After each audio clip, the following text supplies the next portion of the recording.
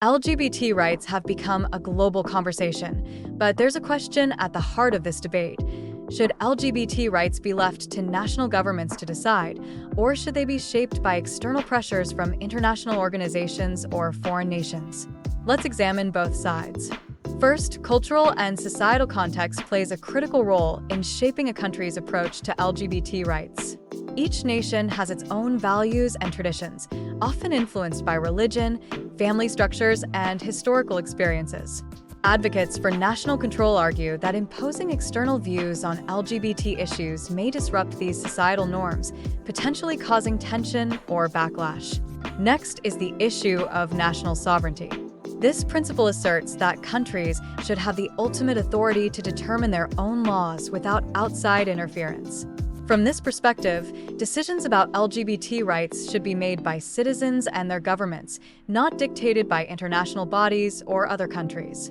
External pressure, whether from global organizations or multinational corporations, can be seen as a threat to this sovereignty. However, societal values change over time. Evolution of societal attitudes is often gradual, especially regarding sensitive topics like gender identity and sexual orientation. Those favoring national control argue that forcing rapid change through external influence can cause unrest. Instead, they believe that change is best driven from within, through local advocacy and education, which aligns better with the country's social progress. At the same time, there's a tension between human rights and cultural relativism. Supporters of universal human rights argue that LGBT rights, such as protection from discrimination and violence, are fundamental and should not be subject to cultural differences.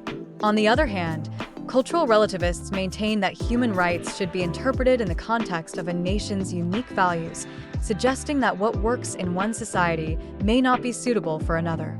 Another concern is the risk of neocolonialism. Many countries, especially in post-colonial regions, view international pressure to adopt LGBT rights as a continuation of historical patterns where powerful nations impose their values on less powerful ones. In these contexts, campaigns for LGBT rights are sometimes seen as an attempt to override local laws and traditions in favor of Western ideals. Finally, public opinion and legal frameworks also play a role. Many national governments argue that their laws reflect the will of the majority, especially in societies where traditional views on family and gender remain dominant. They believe changes in LGBT rights should come through democratic processes, allowing citizens to shape their legal landscape according to their cultural values. On the other side of the debate, opponents argue that LGBT rights are human rights and therefore should not be left solely to national discretion. They emphasize that international human rights standards, such as those outlined in the Universal Declaration of Human Rights, protect individuals from discrimination based on sexual orientation or gender identity. From this viewpoint, external bodies have a legitimate role in promoting these rights and holding governments accountable when they fail to protect their LGBT citizens. The debate on LGBT rights and national governance is complex, balancing respect for national sovereignty and cultural values with the universality of human rights. Finding a common ground requires a nuanced understanding of both local conditions and global human rights standards.